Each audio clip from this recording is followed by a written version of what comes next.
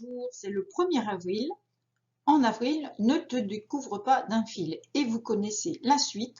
En mai, fais ce qu'il te plaît. En tout cas, je nous le souhaite. Et en avril, au 1er avril, fais des poissons. C'est une vieille tradition que nous avions peut-être un peu perdue. Alors, des poissons à l'œil tout rond, des poissons à l'œil joyeux et des poissons à l'œil heureux. Pourquoi ne nous y mettrions pas aujourd'hui? Alors, avec les enfants, pourquoi pas nous aussi les grands, vous vous rappelez quand on se permettait de scotcher un poisson dans le dos de la maîtresse? Bon, effectivement, c'est un peu vieux, je vous laisse deviner mon âge. En tout cas, vous voyez que ces petits poissons, eux, sont frais comme des gardons et sont prêts à sauter dans une eau nouvelle et à partir faire plein d'autres petits poissons, sont prêts à partir à l'aventure. C'est comment d'être comme un poisson dans l'eau. Ça baigne. Alors, vous voyez ici les productions, je vous laisse deviner. Nous avons les loulous d'Anaïs, comme elle dit si bien. On a Karine et on a Axel. Alors, vous devinerez les âges et alors je me ravis de vous dire que l'une des personnes qui a dessiné a 40 ans révolus. Et c'est juste formidable de s'amuser à colorier des poissons en famille. La pêche sera bonne.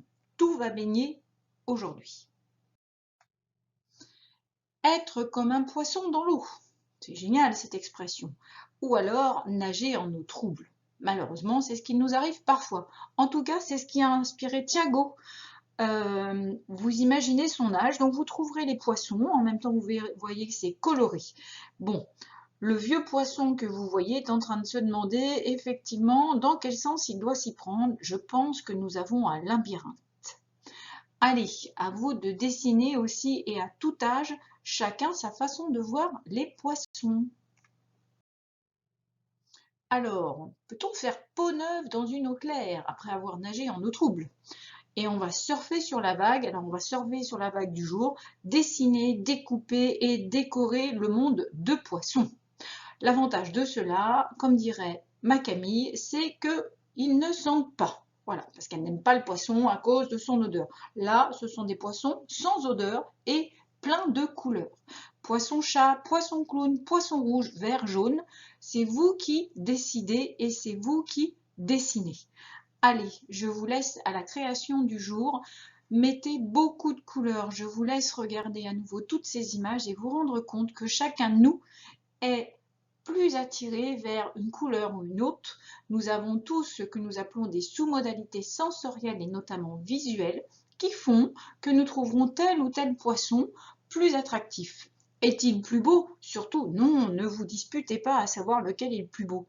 Le plus beau, c'est celui qui vous procure le plus de bonheur et qui vous fera sourire toutes ces journées.